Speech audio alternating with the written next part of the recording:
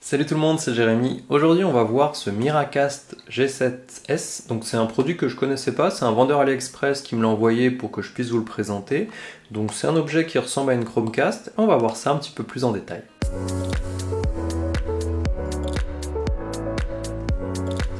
Alors voici ce qu'il y a à l'intérieur. Donc en fait ça va vous permettre de projeter l'écran de votre téléphone directement sur un écran. Donc là on va faire le test sur mon écran d'ordinateur. Bien entendu ça marche aussi sur une télé. C'est plutôt fait pour une télé d'ailleurs.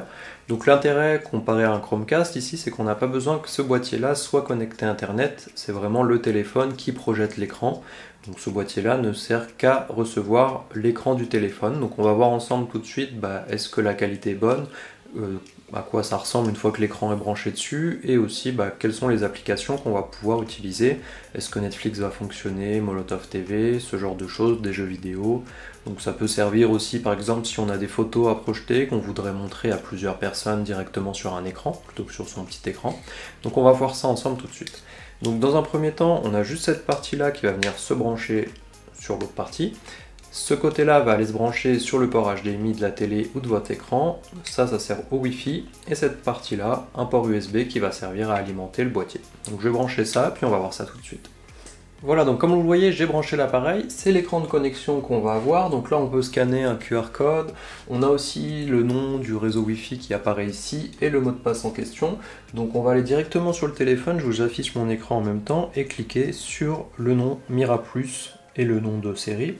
Donc ici on va mettre le mot de passe qui s'affiche ici, donc c'est 1, 2, 3, 4, 5, 6, 7, 8.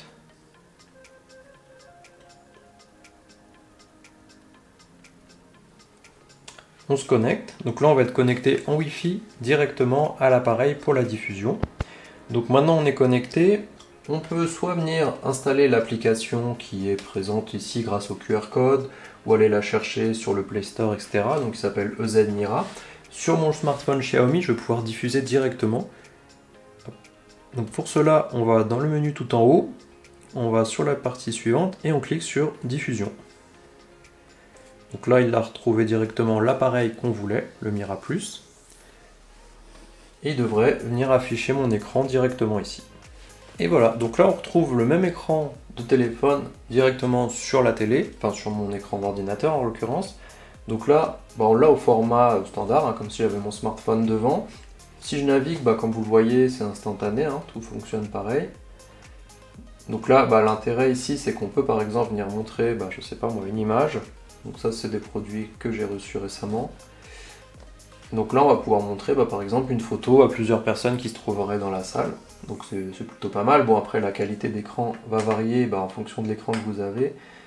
Je vais remettre toutes les couleurs pendant que j'y suis. Comme ça on verra mieux. Donc bon, la résolution elle n'est pas non plus incroyable, on voit tout de suite que c'est quand même bien meilleur sur mon écran qu'ici. Mais bon, ça permet de montrer quand même facilement à plusieurs personnes ce genre de choses. Après, on va pouvoir l'utiliser pour YouTube par exemple, tout simplement. Les Buds Air, ce sont donc les écouteurs Bluetooth de la marque Realme. Voilà, donc là on a directement le son qui sort de l'écran aussi au passage. Bon, la résolution, comme je vous l'ai dit, elle n'est pas incroyable, mais bon, ça peut dépanner pour montrer, je sais pas moi, des dessins animés ou quelque chose à des enfants. Il n'y a pas non plus de décalage entre le son et l'image, donc c'est plutôt pas mal. Maintenant, sur Netflix, j'avais testé juste avant, mais en fait ça marchait pas. Donc je suppose qu'il y a des protections sur Netflix qui empêchent que le flux soit diffusé de cette façon-là. Donc on va juste prendre le premier truc qui arrive.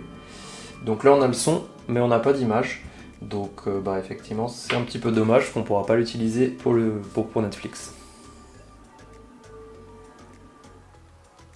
Si maintenant on va voir sur Amazon Vidéo par exemple,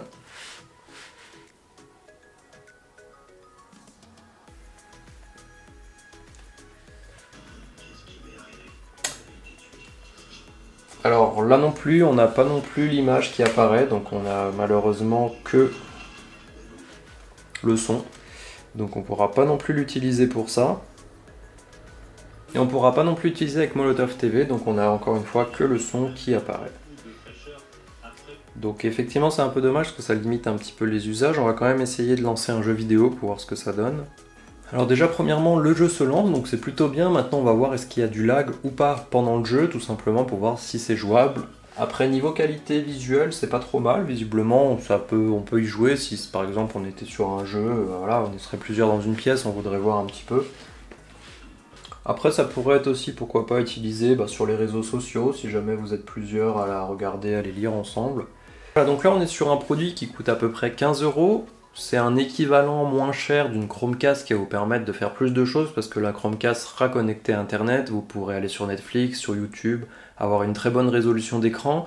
Donc ce produit-là, je ne sais pas vraiment dans quel cas vous le recommandez, ça peut servir peut-être si on est dans une maison de vacances qui n'aurait pas d'accès Internet du tout et qu'on voudrait, je sais pas moi, juste montrer son écran un petit peu plus grand, mais la qualité elle n'est pas incroyable au niveau de la résolution.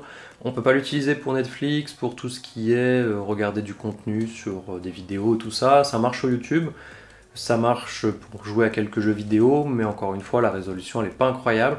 Donc c'est pas forcément un produit que je vous recommanderais. Je sais pas si certains d'entre vous l'ont et ont une autre utilisation à laquelle j'ai pas pensé, donc dites-le moi en commentaire.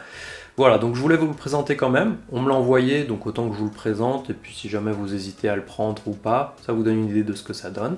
J'espère que ça vous a plu quand même, et on se voit dans la prochaine vidéo.